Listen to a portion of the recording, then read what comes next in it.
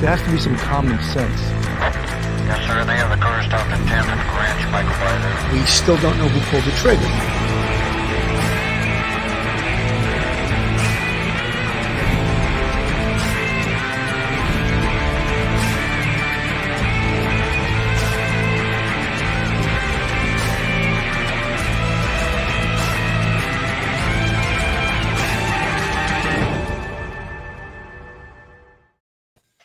Hello, everyone, and welcome to Police Off the Cuff, Real Crime Stories. I'm your host, retired NYPD Homicide Sergeant Bill Cannon, retired out of the NYPD with 27 years from Manhattan North Homicide Squad. And with me tonight is retired NYPD detective and straight out of Brooklyn, Phil Grimaldi. How you doing tonight, Phil?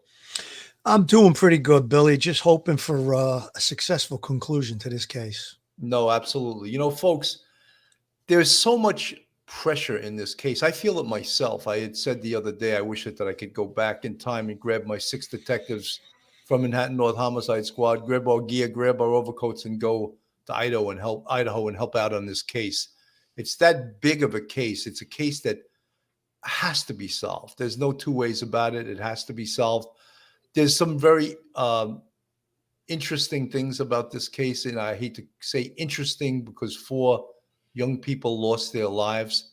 But in the world of homicide investigation, a lot of the public, they expect like immediate gratification, immediate arrest. And that's not the reality in today's world. There's a lot of things to consider in this case. There's a lot of evidentiary material. There's a lot of possibilities. Some of the new details that emerged in the University of Idaho killings and what we know as of now, the phone log of one of the victims showed a series of unanswered calls to her longtime boyfriend the night of the attack in Moscow, Idaho. Her sister revealed that the police have not, again, identified a suspect. In the early morning hours when 4 students died in a brutal stabbing near the University of Idaho, several unanswered phone calls were made from one of the victims' phones to her longtime boyfriend, deepening the mystery of their deaths nearly a week after the killings. The coroner who conducted autopsies on the 4 friends said some of the victims appeared to have fought back and that they may have been attacked while sleeping in their beds. The vicious stabbings in the college town of Moscow, Idaho, have unnerved students and residents as local officials have issued sometimes contradictory statements and have yet to identify any suspects or motives. The few details that have disclosed have raised more questions as detectives, internet sleuths, and the victim's own relatives try to piece together who might have had motive to kill the 4 young people following a Saturday night of college revelry. 3 of the victims, Madison Mogan, 21, Kaylee Goncalves, 21, and Zaina Knodel, 20, lived at the house not far from campus where the attack occurred, while the 4th victim, 20-year-old Ethan Chapin, was there visiting his girlfriend, Miss Knodel. The other key factors that we're just learning, there were 2 other roommates in the house at the time of the attacks. However, it appears that they weren't harmed. It doesn't just appear that we know that. And the other thing is that they apparently didn't hear or see anything because they weren't the 911 callers. So this is really highly unusual, and it's something that, you know, at first, you know, you hear a lot of people, internet sleuths as they call them, and people that are weighing in on this case, talking heads, I would call them. They don't want to accept that, but there's distinct look. If we know anything about homicide investigation, you have to expect the unusual and the unexpected. You can't say, oh, that couldn't happen. Guess what? It can happen. Phil?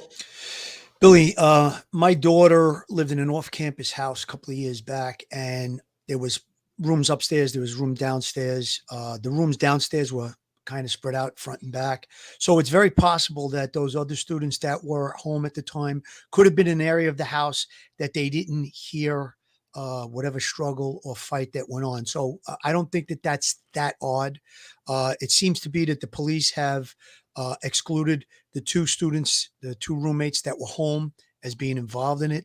That's basically sounds pretty clear to me at this point from what's being reported in the news. So I don't think it's that unusual. This is a very unusual case, obviously. 4 people were slaughtered. But I talked, Billy, with you earlier or before we went on the air about how I had a triple homicide where the victims were killed by stabbing. The victims were found hours later. We talked about, and I don't want to get too graphic about what's called a sunken chest wound.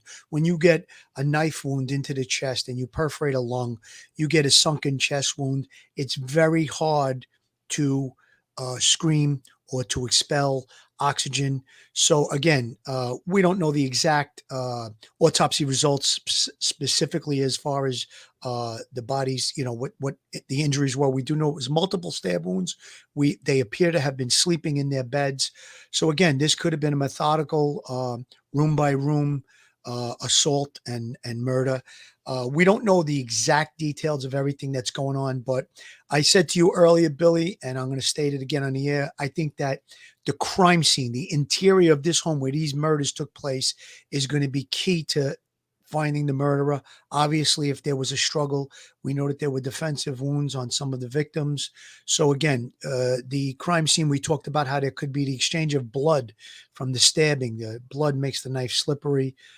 Perpetrator could have had a laceration on his or her hands, or perpetrator or perpetrators. We don't know that it's one or more perpetrators. And again, the other thing that I talked about with you, Billy, before we went on the air is the perpetrator had to go into that location. The perpetrator had to exit that location.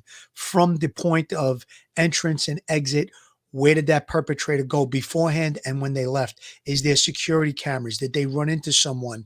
Was there possibly an interaction with a person on the street that may have seen someone with blood-soaked clothes when that perpetrator or perpetrators were exiting? These are all the things that investigators will be looking at, and I am certain that they are dotting all their I's and crossing all their T's. This is a major, major investigation. Phil, I want to Internationally. know. I want to know how the perpetrator got there. Did he Yes. walk? Did he walk, or did he take a car? All of those things are part of this investigation. And we spoke about the Ring camera keys. It seems like there are Ring cameras all over this damn world. The canvas is so important in this case. And folks, the language we use, the language of homicide, canvas is doing a door-to-door knocking, talking to people. And there's also what's called a video canvas, a camera canvas. It sounds simple, but it's not so simple, because you got to follow it up, not just find out if the location has video. Now you have to pull up the video and see if the video is useful. So all of those things are voluminous in how we work homicides. Kathy Mabbitt, the Letcher County coroner, said the victims all appeared to have been stabbed multiple times with a large knife. Based on the time of night, she said they were likely sleeping when they were attacked. Ms. Mabbitt said she believed at least one victim, and possibly more, had to fight off or had tried to fight off the attacker. All of those things are indicative, and they leave different signatures of evidence. If the folks tried to fight back, the crime scene would look different. We talk about blood spatter and folks that spelled S-P-A-T-T-E-R, not splatter, spatter. And it leaves a specific mark either on a wall when an assailant attacks someone with a knife, stabs, and then brings it back. There's something called cast-off stains, because there will be blood on the knife. As the knife is brought back, the blood flies, sometimes hits the ceiling. So all of these things are indicative of a crime scene, especially a violent crime scene like that. And Bill, crime can I scene, point something out real quick, Bill? I don't mean Go to ahead. interrupt you, but when you talk about the spatter and you talk about the cast off, that's going to be very important to forensic investigators to figure out what the positioning of the person was. So if the blood is tossed backwards, there'll be patterns showing that the blood went in that direction. So you can kind of figure out the person who did the stabbings position. You'll be able to figure out the positioning of the body. And Billy, you talked about the defensive wounds. things that are indicative of a person that fights back would be broken fingernails, lacerations. If a person is being attacked with a knife, you're going to try and stop that knife. Lacerations on the hands. So the hands are going to be so important. And the third thing that they would look for would be if there's any, if they scratch the perpetrator to see if there's any DNA underneath that person's fingernail from the attacker. Andy the Gabby Cabby, thank you so much for the $10 or Andy, good man. £10 super chat. Was this someone familiar with the building? Also, if it was the same knife used, were they known to the victims? Did they know the location of any cameras to move around as freely as possible?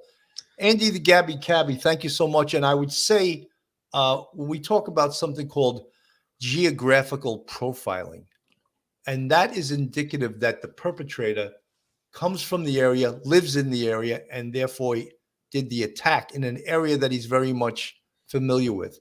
I would guesstimate and I would guess that this perpetrator is definitely from this area.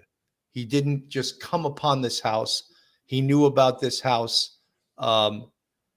He knew his way around this house. He apparently knew that it either was not going to be locked, or he may have even known the combination of the front door, which had one of those pin pads. He moved very freely inside that house. This attack could have been over in less than a minute or two, because he knew he was targeting very specifically. And that's what the police got in a little bit of trouble day one when they said this was a targeted and specific attack. They've since walked that back. But this would also indicate, like, look, I think that the FBI is there now, and they have their behavioral analysis unit there, and they're trying to predict who is this person, what is the age of this person, what's the motivation of this person. All of those things they put in a database. They come up with what they think. It's not a science that is 100% specific, 100% successful. There's been major cases where the FBI has erred big time. One of them that I can think of is the Beltway sniper. They were so off on that as to be ridiculous. The shooter was 17 years old. They said they predicted it was a male white in his mid-30s. So it's not an exact science, but look, anytime you can use the FBI and their resources to help solve this case, I'm all for it. I think what ultimately is going to solve this case is forensic evidence. I think blood evidence. I've said on previous broadcasts that I have almost no doubt that the perpetrator's blood is in this crime scene. And I think that's almost a sure thing. But as yet, either they haven't found it or they haven't identified it yet. So it's not only that they have to find the blood, they have to identify the blood as a foreign blood belonging to, with DNA, they can predict if it's a male white, a male black, or whatever the race is, the age. They can predict a lot of those things just from the DNA. Let's hope that the perpetrator is in the CODIS database so that they can match any blood that's in the crime scene to DNA that's in the database. You know, I think Andy the Gabby Cabby's instincts are kicking in, because everything that's been reported so far leads me to believe, again, like you just said, Bill, I'm in agreement with you. I think the perpetrator is going to be familiar with the area, perhaps even the house. A lot of times with these locks that have a code, number code, it could be, innocently repeated by someone and a third person hears it, different things like that. So I'm not so crazy about those kind of locks. I like to stick to the old key format. There's different things that technology brings, but it also sometimes, subverts security. But I think Andy the Gabby Cabby's instincts are correct. And Bill, you're 1,000,000% right about the DNA being inside that apartment. I think that's going to be key to this. We're going to have a pool of people that might be considered persons of interest or suspects. Now, when you ask that person for a sample of saliva DNA and they become reluctant, that might be a little bit time to zero in on that person. And you're going to have, if the person is in the CODIS database, that they're going to recover from the crime scene. The person doesn't have a criminal record. They're not in that database. Now you're going to be able to leverage them. Well, then we want to take a swab, a DNA sample. And I think that will be the key to locking in someone as being responsible for being inside this location. Obviously, if the blood is at the crime scene, that person was there. And then you could just go from there to try and get a confession. Phil, I've also mentioned numerous times, and I just want to lay this out there because not everyone that follows this is familiar with a lot of investigative techniques. Areas of entrance and exit. So important. How did the Yes. perpetrator get in the house, and which location did he leave from? Because chances are where he left blood, he left some kind of evidence. And then what was his escape route? And along that escape route, there could be huge potential that that's where he dumped the weapon. So that's some of the things that we got to look for. Let me play a little bit of this. Situation in Idaho. The investigation continuing into the murder of 4 college students. Court TV legal correspondent Chanley Painter is joining us live tonight from outside that home. Chanley, you've been there all day, all night. What's happening? Hey, Vinny, I have some new updates from when I was on with you last, and that is the photographers, the crime scene investigators still inside this home at the time, because we can literally see them through the second-story window in their crime scene suits. You know, they cover themselves so they don't leave anything behind as they collect forensic evidence. We can see them up there on that second floor still working. But in the meantime, the third floor, there was the middle window on the third floor. The light was on when I was live with you last. Now the light is turned off on the third floor. But before we noticed the third floor window light, the light turn off through the window, there were photographers up there, like we witnessed on your show just moments ago on the second floor. CSI taking photos, as we can see now on the second floor, they're taking photos. So they're still actively working this scene. They've been here all day long. It's been roped off with crime scene tape. Folks, let me just expand upon something she said.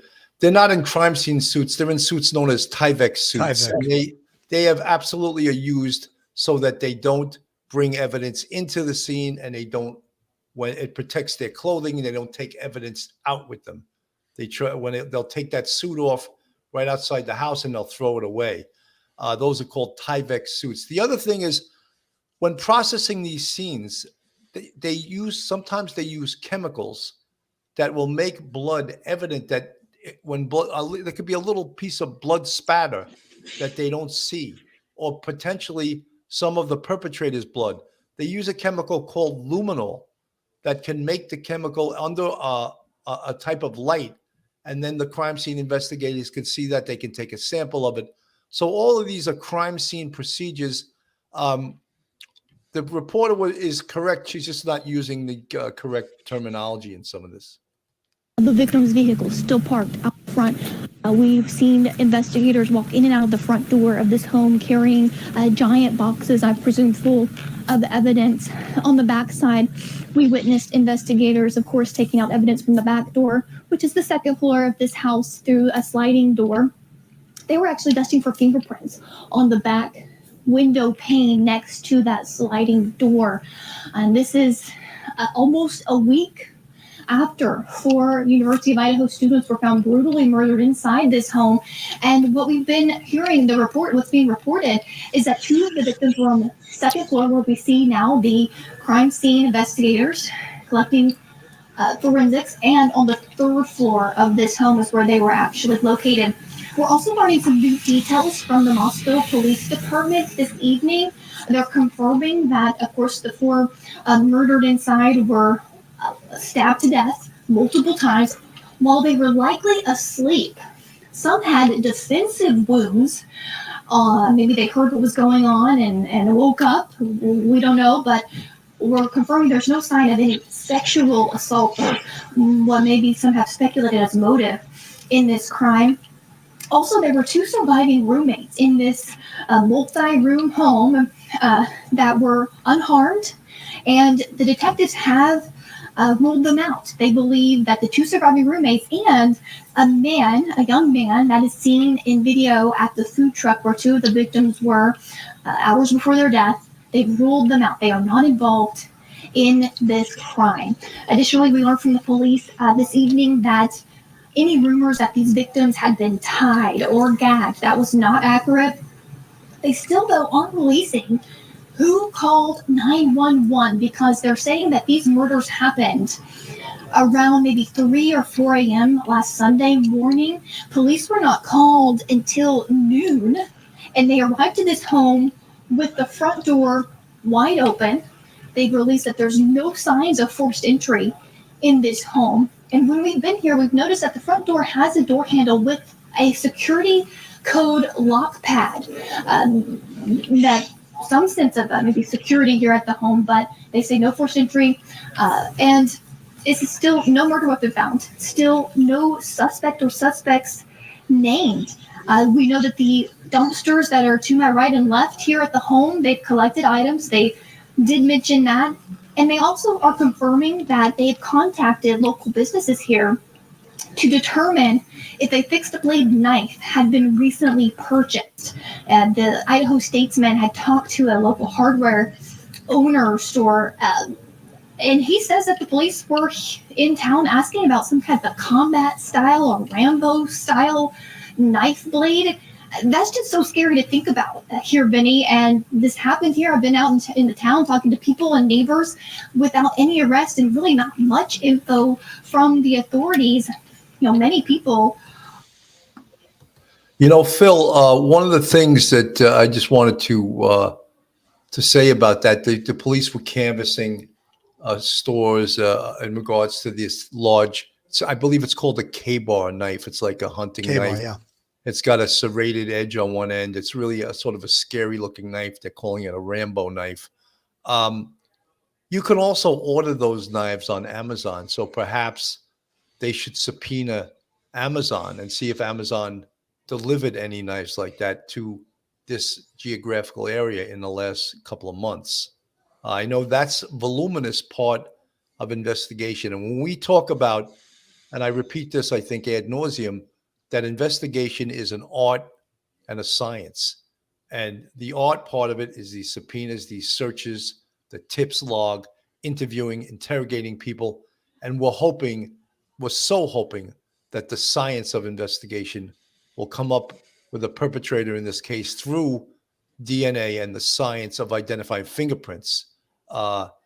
These stab wounds, when they talk about this type of knife, this K-bar knife, it would leave horrendous stab wounds. Like the knife leaves its fingerprint, its imprint via a stab wound. How big was the stab wound? How deep was it? And that's a way that a pathologist can determine the type of knife and how big the knife was and how the thrust, to get perfectly graphic, how big the thrust was. Apparently, many of these stabs were right to the chest. That could be like an instant death with a knife of this size.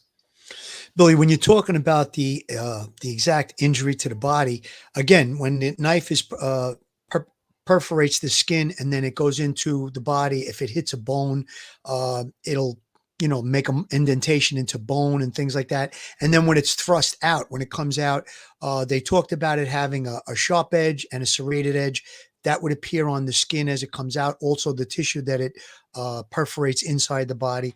I don't want to get too graphic about that kind of stuff, but I want to expand on one other thing. You were talking about how we canvass. We use the word canvass. Canvassing is detectives go into the area, they talk to people, they try to find witnesses. Sometimes by the detectives talking to people might jar a memory of, the other morning I did see someone and I thought that they looked disheveled or they might have had blood on their clothing, something like that. And then again, a canvas of the local stores. That's the quickest and easiest thing to look for. Maybe somebody purchasing a weapon, a large knife like this of this size. Again, you brought out a great point, Billy, that maybe Amazon could be queried with a subpoena to see if there was any knives delivered in that area in the last few weeks, I guess. But the quickest thing is get the boots on the ground, get the detectives to the local stores that might sell hunting equipment or those type of knives. See if there was someone that purchased it. Perhaps they used a credit card. Perhaps there's video surveillance inside that store. Those are the things that good old fashioned police work, leg work, a lot of times results in positive outcomes on these cases. So that's just one of the things. We use the word canvas. That's what we mean by canvas. Getting out, knocking on doors, ringing doorbells, go to a location, see if they sold that type of a weapon, that type of a knife, and that's how we do it. Yes, you did, Vinny. And one of the fathers of, I think it was Xana, her dad spoke with her just midnight, the night as she was murdered.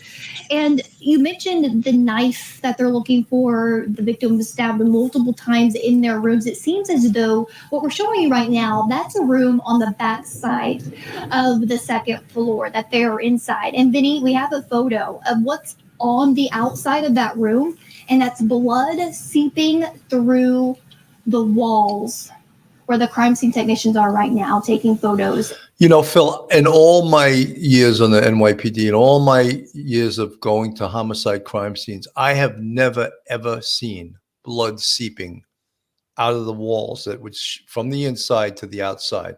That is horrific. It's almost like out of a horror movie. I have never, and I've been to horrendous, horrific crime scenes, bloody, bloody crime scenes. I've never, ever seen that before.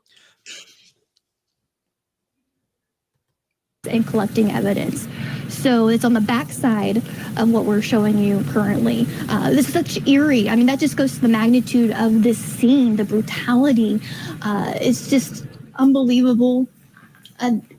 This is active scene all day. This, we see right now media from all over the nation. As you can tell, Vinny, this is a growing story. This is a community that wants answers, and family members of these victims, as you mentioned, speaking out, even conducting their own investigations, trying to find video from neighbors here. There are tons of neighbors here. And this house is surrounded by other buildings with multiple residences and apartment complex and condos surrounding this, kind of on a hill incline. You have to wind your way up a hill. But for GPS, I would not know. I mean, you just can't randomly find this home, Vinny.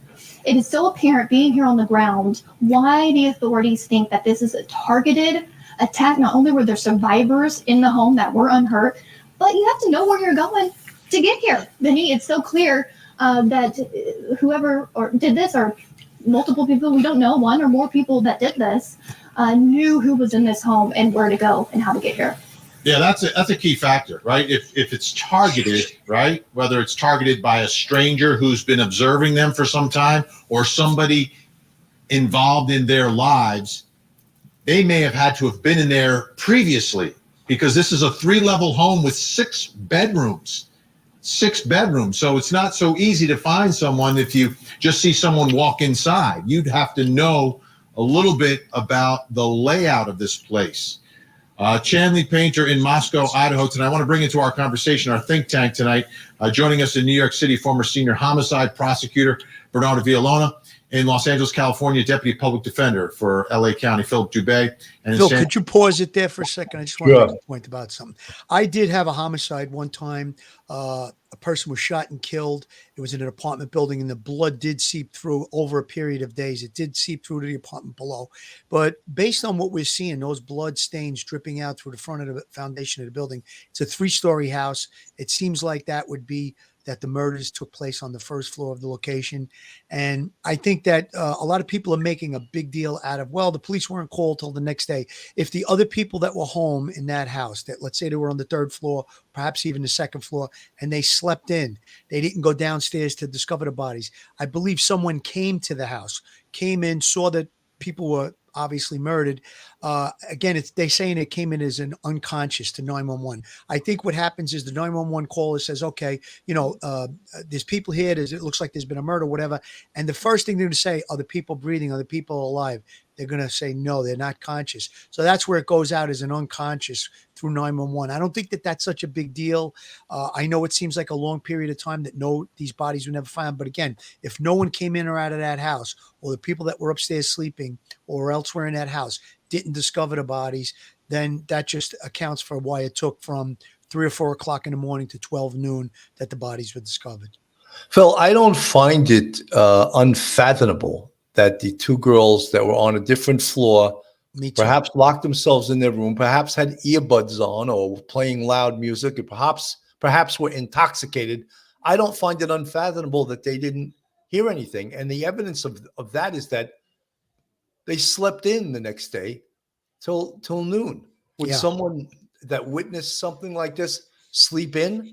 I don't think so. But many people have voiced their opinions. Oh, how could that be? They must be involved. Well, I think they're cooperative witnesses right now, and they've been cleared. I want to just lay that on some people too. There's a lot of people that the individual that was at the food truck that had the baseball hat on and then the hoodie and looked extremely suspicious. I will say, yes, he looks suspicious. He's been cleared. The investigators cleared him.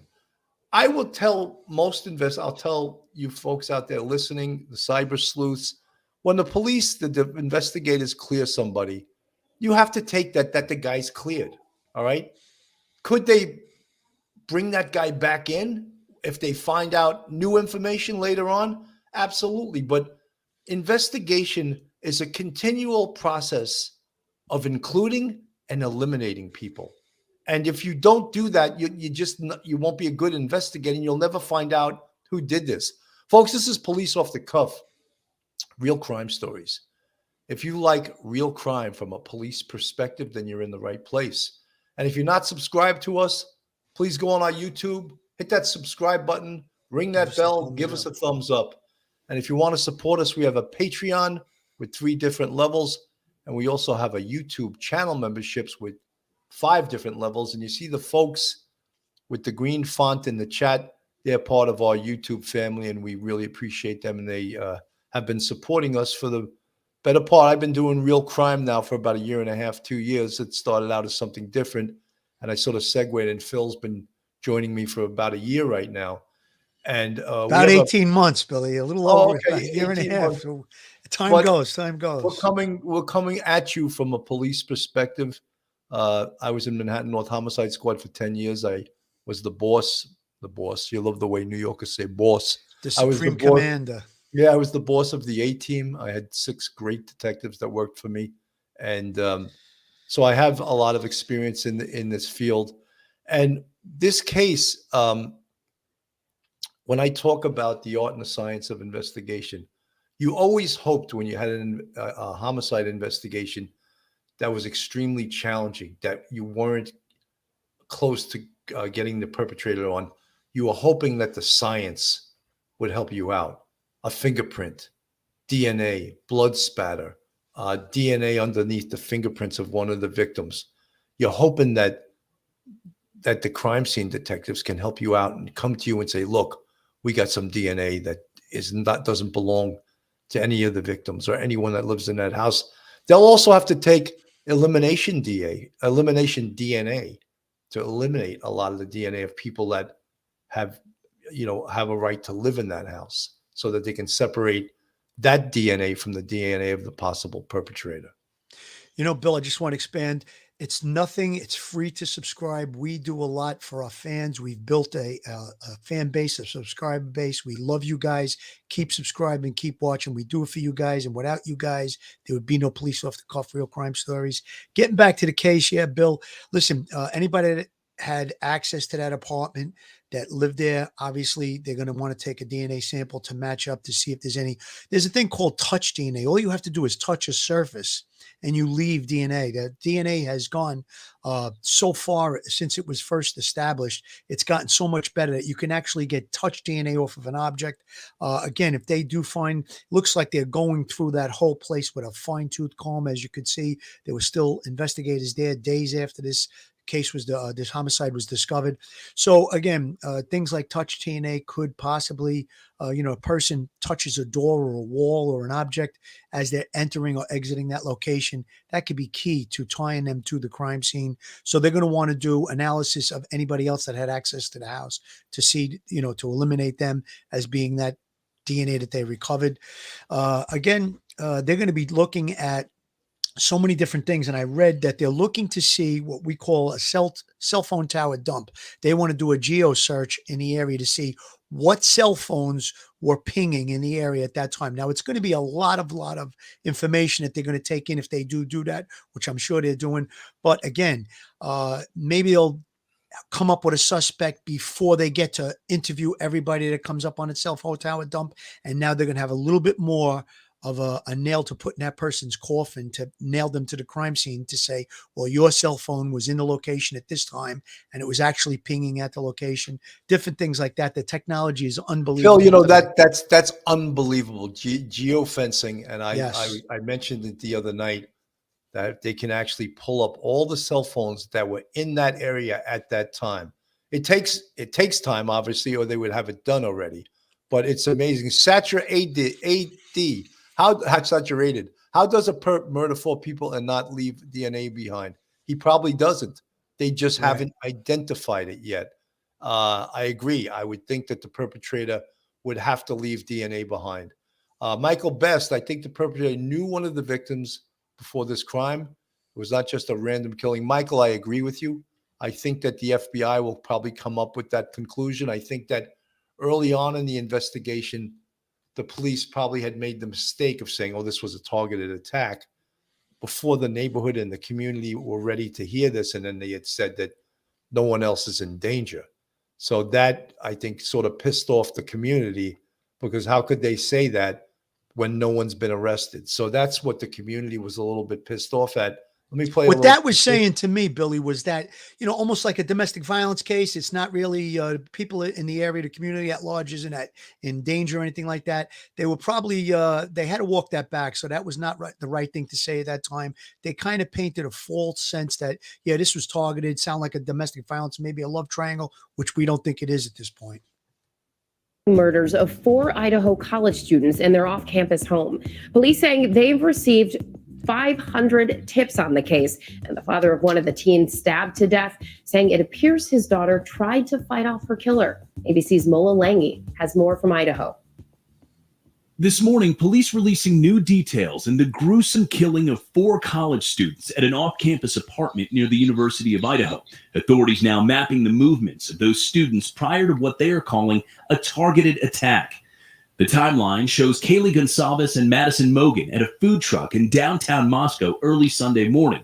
That is that caused so much of a sort of a stir. And look, it should, because look, it was put out there on video, and the one male that appeared almost to be like stalking them. However, the police did a good job. They interviewed probably everyone that was in that video, including the owner of that food truck. And they cleared people in that. Now, they know who everyone was. So if it turns out later on, one of these people come up in the investigation, they're identified. They can just bring them back in. But as we said earlier, investigation is a continual process of eliminating someone and including someone. Billy, if you look at that video pretty clearly, it's not that short. It's about a 10-minute video.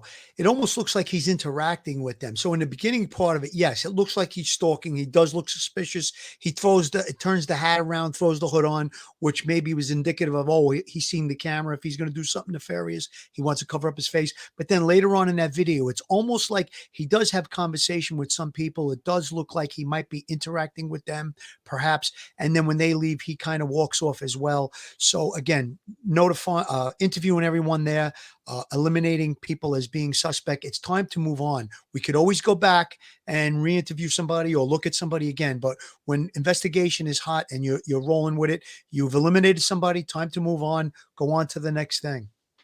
Phil, one of the things that, and I started out my homicide investigation in the 2-3 squad in Spanish Harlem.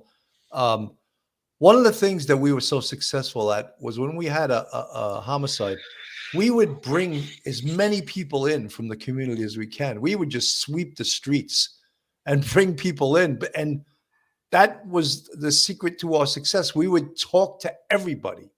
And usually someone that we brought in knew something, or they gave us some information that led to something else, and that led to something else, and that led to something else. That's what this case is also. That's why they're looking at the timeline. You hear about timelines. Timelines are so damn important. I'm going to play the rest of this so we can see where they were is so important. Who did they run into that night? Did maybe one of the females piss someone off that carried this rage into doing this heinous crime? That is why we're looking at this timeline, where they were. And let me continue this. 5 minutes later, they arrive home by car service. Authorities also put Ethan Chapin and Zaina Kernodal at a fraternity party earlier that night, all making it home by 1:45 a.m. Nearly 8 hours later, a 911 call. The 4 were stabbed with a knife, but no weapon has been located at this time.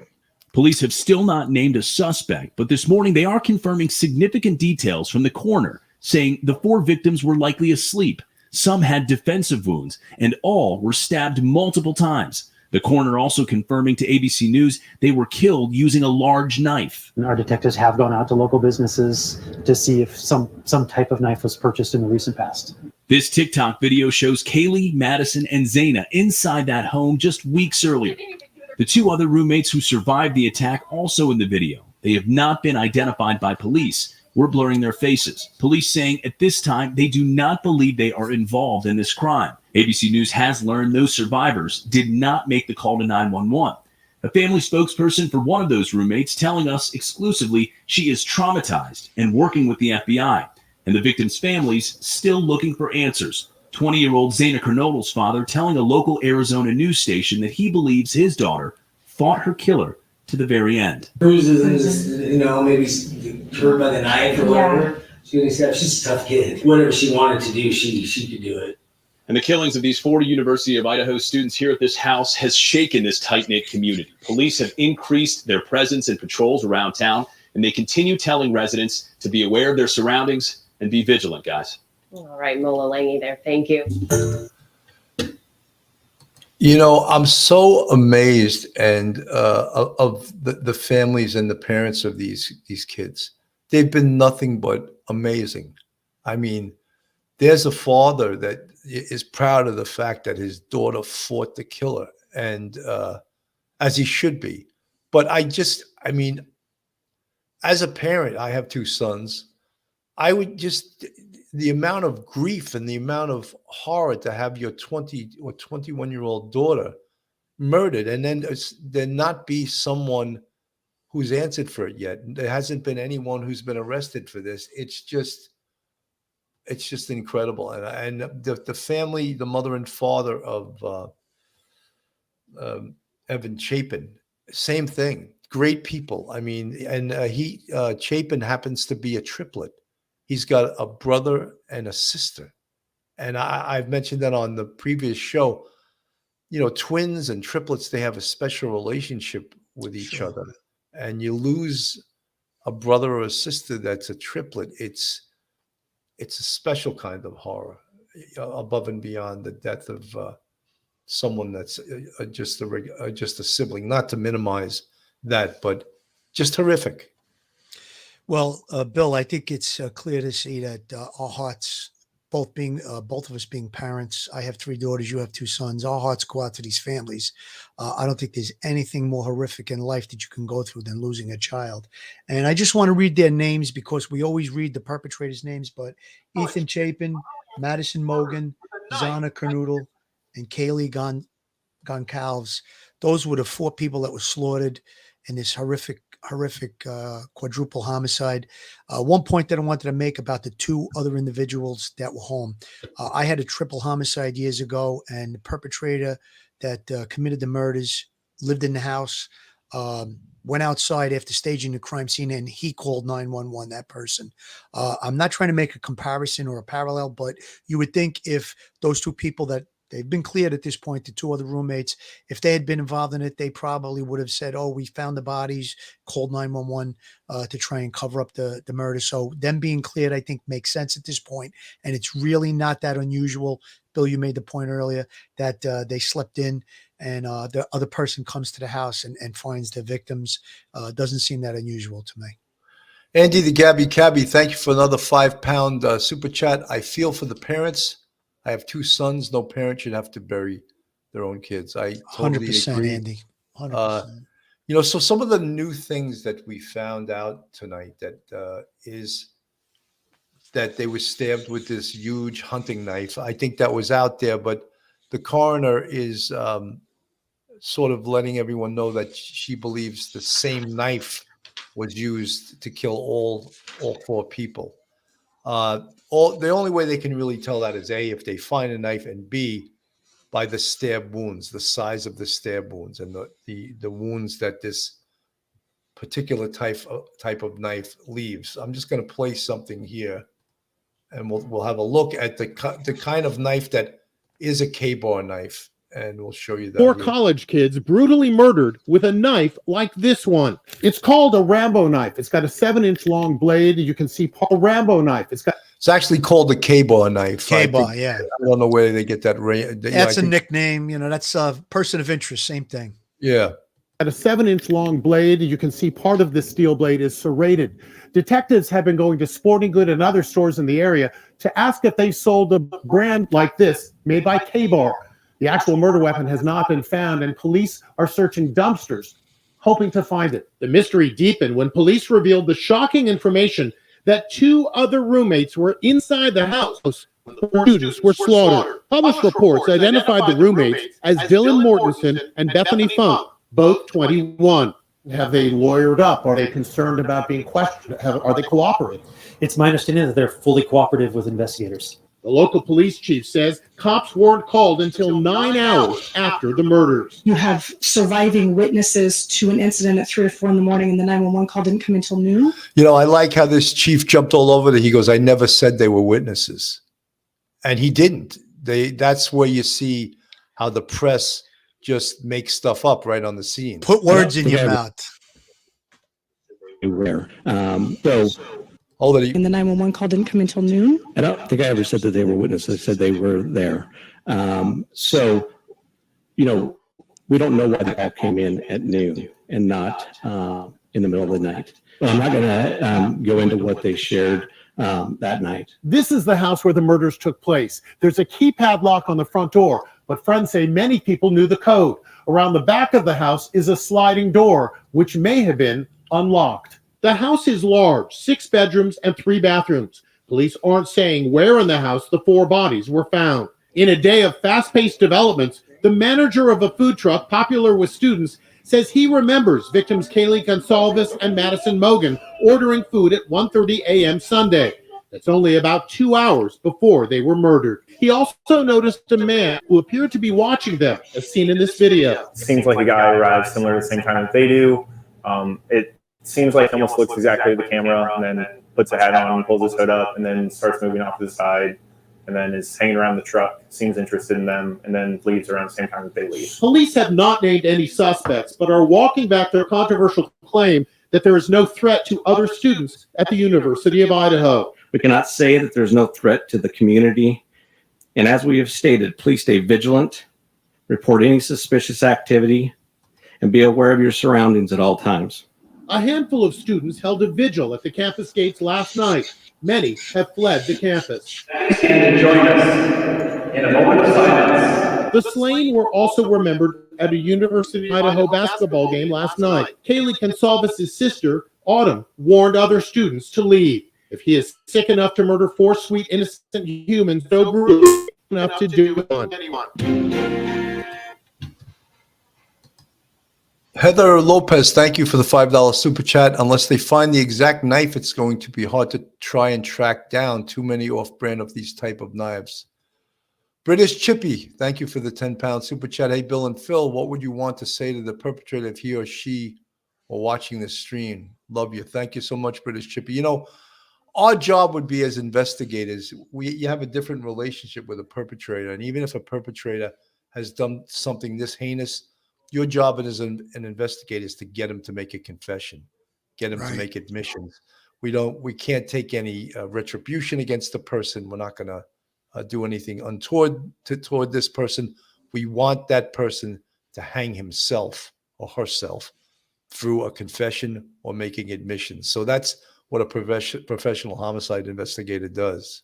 Bill, I want to make a point about that, because if I walk into the room to interview a possible perpetrator of such a heinous crime like this, slaughtered 4 people, I might want to take the position of going into that room to try and be that person's ally or friend. I know it sounds insane or crazy to try and be an ally or a friend to a person that slaughtered 4 people, but I want to get something from that person. That person's being scorned by the world, so to speak. So if I could get in there and try and make an inroad and become a friend or an ally to that person, and perhaps get them to tell me intimate details about that murder, and we can start a rapport. That's the whole thing about interrogation. I want to rapport. Sometimes I could go in hard. Sometimes I go in soft. That good cop, bad cop thing. Yeah, we played that from time to time. Sometimes we go in with two good cops. Sometimes we go in with good cop, bad cop. But in this situation, I'm thinking if I got this guy and I'm strong that he's the person that's responsible, I'm his lifeline. I'm his lifeline that I want to become his ally, his friend. I want him to tell me, give me information, tell me what's going on that caused him to do this horrible, horrible, heinous crime. And I'm going to use that obviously further on down the line to get justice for the families. No, absolutely. And you know something, it's so important. That's interview and interrogation skills are not only important for the interview of a perpetrator, they're important for the interview of witnesses. And you know the people that are going to know the most about this case and the most about these girls are their friends, fellow girls in the sorority. That's who are going to know the most about their relationships, what their habits are, where they go, maybe who they've had problems with in the past few weeks or months. That could be, and that's why laying the widest cloak possible, the widest net possible, is so important in these investigations, because you never know where that little tidbit of information is going to come from that could be the smoking gun of information that's going to lead you to the person or persons who did this. Absolutely, Billy. And if I'm the investigator on this case and I'm talking to friends of these victims, I'm letting them know right up front, I'm here to solve or investigate a quadruple homicide. So if along the way, and I'm not saying that that's the case, there could be possible drug use or underage drink or anything like that. I am not here for that. I am here to get justice for these victims and for the families. So again, anything else that's on the table, we want to find the person that's responsible. We're not really concerned with minor stuff, so to speak, like underage drinking or perhaps marijuana use or anything like that. We're concerned with a quadruple homicide, and we need those people. We need the friends. We need anybody, acquaintances, people that knew them, to give us as much information as possible, because there's going to be that turning point where that one thing that somebody tells us might just put us right on the trail of the person or persons that are responsible for this. And there we have it, case solved. Repurposed art. If there was more detail about location of bodies and amount of stab wounds, did the male fight or only his girlfriend? Footprints from the blood to ID shoes, a lot of unavailable info. Repurposed act, the police are holding that back purposely. It's smart for them to do so. You don't want the public, and therefore the perpetrator, to know everything that you know. So that the guy, you know, for example, you know, years ago in the Ripper case in California, a certain politician put out that the Ripper was wearing such a very specific type of shoes. Yeah. He heard about it. He threw the shoes out. So now, and he didn't wear them anymore. So now to connect that piece of evidence for future cases was gone because someone let it out there. So there's very good reasons why the police don't release everything. They don't want the potential perpetrator to know what they know. When I get somebody in the box and I'm going to interview them on a murder, or in this case, a quadruple murder, I don't want them to know anything that I know. I want to keep everything very close to the fence. I want them to tell me information. Then I might throw out some things that I have, you know, not showing my cards. This is what I know. This is, I can connect you to the murder by this. I can connect you to the murder by that. That's how investigation is done. So again, not releasing a lot of the stuff to the public. I get it. There are times when if they have a perpetrator identified and they're certain who it is, that should go out to the public right away. We don't want this animal to hurt somebody else or kill somebody else. Things like that, yes. But specific details of what took place inside of that murder scene, you don't want that released to the public so easily. You know, folks, we spoke about earlier on geofencing, which is, Phil explained it. It's a little more complex than we could explain it right here, but it has to do with dumping a cell tower near the area where the murder took place and bringing up every single cell phone that was being used in that area during a specific time. So that's going to be done. What we call dumps on cell phones, every one of the girls and the male victim, they're going to search their cell phones. They're going to get every bit of information out of their cell phone. So that's an investigative checklist in a case like this. So I see a lot of folks in the chat saying, oh, they're going to do this. Yes, they're going to do all of that. And then when, you know, the organization of a homicide investigation is very difficult in itself. Someone has to keep track of all of this evidentiary material. Someone has to make sure that what we're talking about, all these things were done. Whoever is the geofencing expert, I would think in this case, it'll probably be someone from the FBI, Yeah. has to look into this and has to let us know what that means. Same thing. I think one of the most, what's going to solve this case is the science, the crime scene science. I really believe that blood, how about bloody footprints? Then the police aren't speaking about that. That is so, so important. I guarantee there's bloody footprints on these floors. Guarantee. There's no way there couldn't be. But we haven't heard anything about that. So that's another thing that the investigators and the police will hold back, rightfully so. They shouldn't put that out there. They hold that close to the vest. But that's one of the things that's going to help solve this case. 100%, Billy. And when you talked about the cell phone dumps of all the victims, social media, they're going to dig deep into their social media, emails to see possibly, was there a threat made? Was there an exchange with someone that threatened these people? Anything like that is going to be very, very important. And again, you're going to have a checklist and you're going to have someone that keeps track of everything. You don't want to have to do these things twice. You know, if you go to a canvas, let's say you go to a hunting supply store, hunting goods store, sporting goods store, and you want to check off, yes, it was done. We spoke to so-and-so. There was nobody that bought a knife of that nature recently. You don't want to have to do it again. So again, you want all your resources to be working in tangent with each other, and you don't want to have to double check and triple check unless it's necessary in certain areas. You know, you go to a location, they're not there, or you don't get the right person, then you have to go back. But once it's done, you want to move on to the next thing. A lot of stuff I'm sure is going on, especially with the FBI being involved. As you said about the cell phone tower dump, they're probably on that and all of the other different technologies that they're pulling up on this case. You know, one of the media channels, and I actually wanted to go to this earlier than I did at this point, mentioned, could this be a serial killer? And I think that's trying to throw something into the mix that doesn't exist.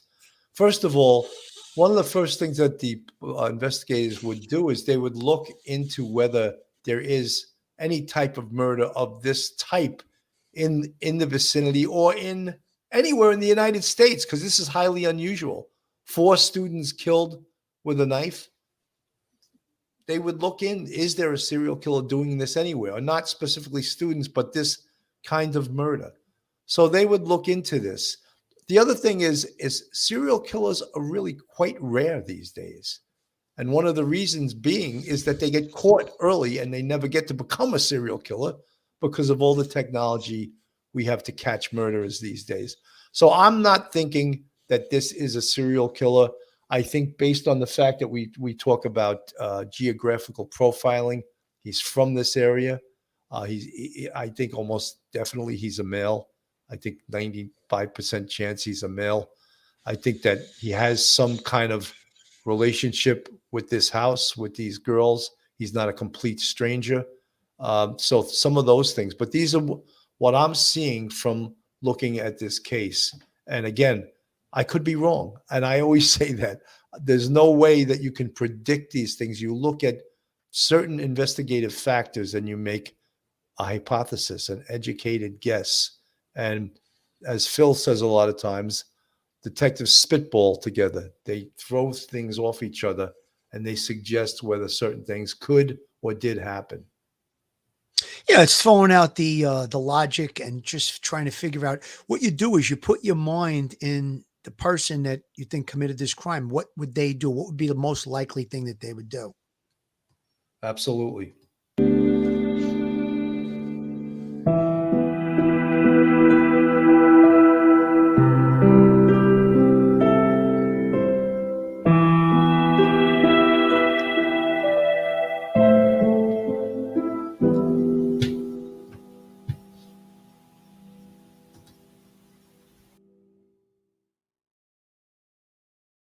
I've been here in Moscow on scene since about 3 p.m. Since I've been here, I've watched Moscow police cars come in and out of this neighborhood, where officials found 4 people dead.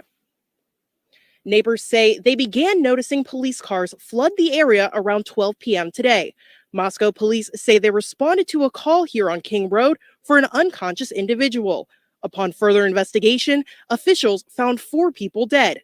While police investigated the scene, the University of Idaho enacted a shelter-in-place alert as university officials reported a homicide near campus.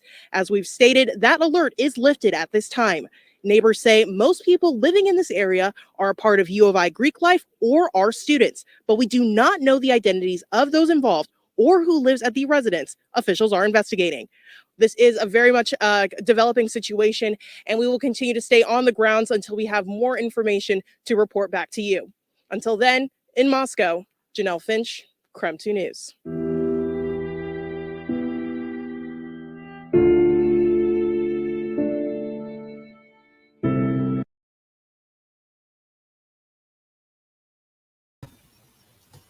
So, folks, we're going to continue to cover this story.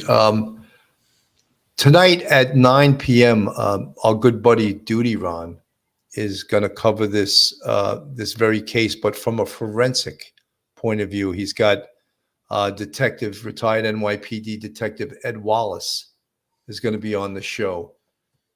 And Ed was a first grade detective assigned to crime scene. He teaches crime scene techniques all over the world. So they're going to look at this case from a forensic point of view. And Ed Wallace, I think he's probably one of the best, probably in the world at this. So he's going to give you his point of view from a forensic point of view. So I would encourage everyone to watch Duty Ron's show this evening. Phil, I just want to get to this before we... Joe Murray, attorney at law. Have you found yourself in a jam? Are you in need of legal counsel in the New York area? Do you need a victim's advocate? Well, Joe Murray is your man. He's not only an experienced trial attorney, he's also a retired 15-year member of the NYPD. He literally knows both sides of the fence. His website is jmurray-law.com. His telephone number is 646-838-1702, or you could email Joe at joe@jmurray-law.com. Billy, going back to... Go ahead. I'm sorry. Joe Murray's a big supporter of this station. And folks, again, if you're not subscribed to us, go on our YouTube, hit that subscribe button, give us a thumbs up and ring that bell if you want to support us on Patreon. We have Patreon with 3 different levels, and we also have a YouTube channel memberships with 5 different levels, and you could support us that way. Folks, this is one of the most horrendous cases, a really horrific case of 4 innocent people being slaughtered, basically in their beds. And, the innocence of college campus, a college campus, one of the safe havens of the world. It's supposed to be a safe haven, and it being turned into a murder field for 4 20 and 21-year-olds. It's every parent's nightmare. It's one of the most horrific things that we've seen in a very long time. And if there was a murder like this in any city in this country, there would be a full court press with all kinds of law enforcement. Absolutely, Billy. Just a quick recap. All 4 victims stabbed with the same knife, apparently sleeping in their bed or in bed, either sleeping or about to go to sleep. Looks like no forced entry into this house, this location. Perhaps the person came in through a sliding door in the back, or there's that lock with the number that you punch in the front. Again, Billy, I agree with you. I don't think this is going to wind up being a serial killer that just picked somebody out of the blue. Seems like he may have been familiar with the area, possibly familiar with the victims in this case. So that's just some of the things to think about when you think about this case. Duty Ron's coming on at 9 p.m. If you like content from a police perspective, you got it right here with Police Off the Cuff Real Crime Stories, and you got it with Duty Run Show. Him and Ed Wallace. I know Ed almost 40 years. He's not only an expert in crime scene, he's also a great guy, as is Duty Run. So be sure and tune in at 9 p.m. They're going to go through it piece by piece, what they think the crime scene from a forensic angle, like you said, Billy. So again, that's going to be a great show as well. For answers, and once we do get those, we'll continue to keep you updated. Reporting in Moscow, Amanda Rowley, KREM 2 News. 2 of the 4 University of Idaho students who died on Sunday, Dana and Maddie, both worked here at Mad Creek Restaurant. The restaurant has closed its doors for now, and they have also put out a memorial for all 4 of those students. Tucked inside a Main Street restaurant bench Yeah. is a memorial catching the community's attention, including Annalise Mitchell. Yeah. She's a sophomore at University of Idaho. I just wanted to kind of take a moment to remember them. Annalise is one of many students struggling to process the death of 4 fellow classmates. It's been surreal, devastating, horrific, honestly. Annalise knew the 4 students from the university's Greek life. When I did talk to them, they were just nothing but kind and nothing but bright and positive, and they definitely made an impact on everyone that they've met. Now, as classes resume today, many students are leaving campus. People can't even focus on their schoolwork. Like my sisters and I, we've tried to do our homework and it's not possible. Annalise says for her friends that are still here, she's just being supportive. Nothing will be the same. At least we're all here for each other and just remembering. But that community doesn't take away the pain. Just angry, honestly, because again, it's 4 people that have touched so many lives and have touched my friends, and to see them in such grief and suffering, it just makes me angry. In Moscow, Nicole Hernandez.